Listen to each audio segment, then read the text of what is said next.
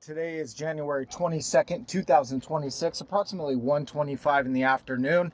We're on the roof of the Cara family in Phoenix, Arizona.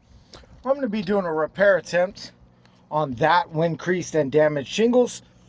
The tools that I'll be using is a recommended roofing snake, magnetic roofing hammer, a soft-nosed putty knife, a flat bar, and 1.25" per code roofing nails. Get you guys a good visual of the area that we'll be working on. You want to step back so we can see the entirety of the shingle and both books above it. Stand over here. So basically what we're going to do is we're going to remove this shingle. The shingle starts here and the shingle ends here. What I want to do is make sure that it's completely separated from the strip that holds it to the shingle books beneath it. It is. It's been flopping around in the wind. But now I need to do the same thing for the books above it. This is going to be a little more difficult. These in Arizona, these things just kind of mat and stick together. We just slowly work our way across, making sure that all the material is separated. All right. Now I'm going to go ahead and use my flat bar to remove the shingle from the decking. We'll start on one side. We'll just work our way across. Just trying to get it free. Now we'll do the same thing in the back.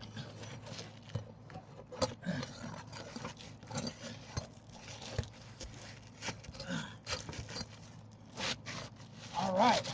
We have our shingle book removed. Now I'm going to do an investigation of the underlayment to make sure we have a clean and clear surface for a reinsertion.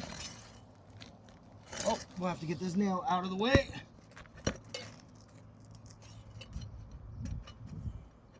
That out of there. Looks like we have one here too.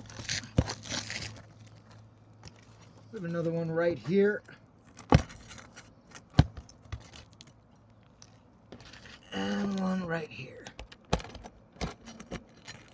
All right, now that we got those out of the way, what I'll do is I'll take my shingle book, line it back up into place, and we will slide the book back in. What we want to do is make sure that we get it right back into place where it was. That looks good. We are back into place. Now I'll take my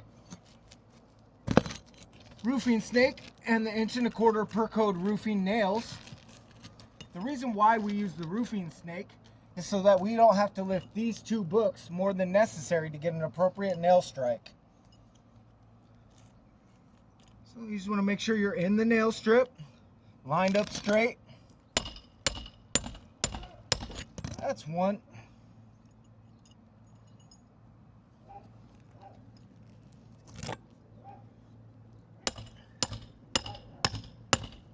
That's two. We'll go all the way over here to the end, and we'll insert a third one. Making sure that we're flush. Boom, we do have our shingle back in place. However, I can see some things have transpired on the roof that I'm not very happy with. We can see here that this tooth is delaminated. You can see it's separated from the bottom.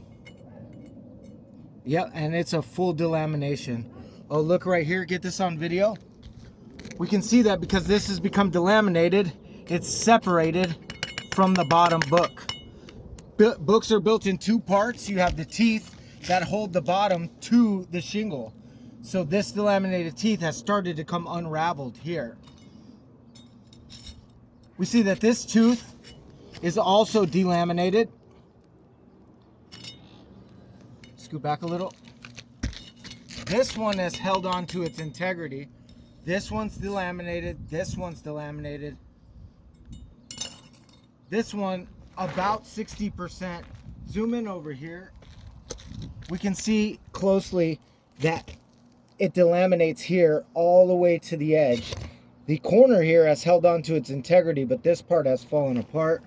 What about this? Oh, this tooth also is delaminated. So by removing this book, damage has been created on two books above it. We can see here that this book is going to eventually fall apart it's separated now. Now, if we were to continue, we would need to replace both of these shingles, and it's very likely that this would happen all throughout the system because of the age and the damage that this roof has incurred from the recent storms. I have to, for these reasons, deem this roof irreparable. We'll document some of this stuff in photographs.